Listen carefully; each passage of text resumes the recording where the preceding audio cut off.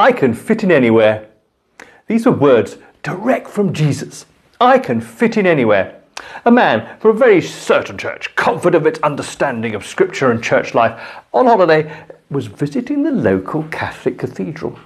The man was horrified. All those statues of Mary. How can this be right? What's this to do with Jesus? And then he had a vision of Jesus. I can fit in anywhere.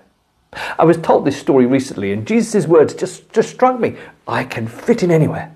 But of course, it's true. However much I or that man may think Jesus couldn't possibly have dealings with those so-called Christians. But then I reflected.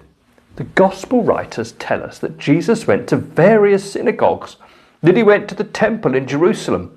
And if Jesus was a faithful Jew, and surely he was, he would have attended his local synagogue weekly and the temple a minimum of 3 times a year for the great festivals. If he didn't, he would have scandalized his community.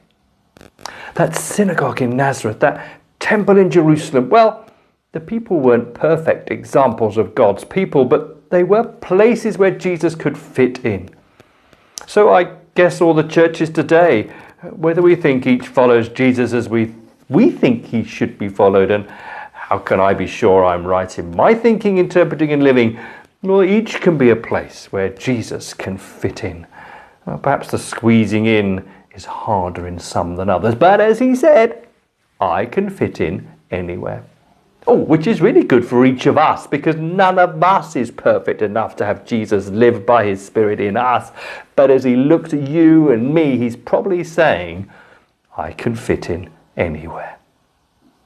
If it made you think, please like, share and subscribe.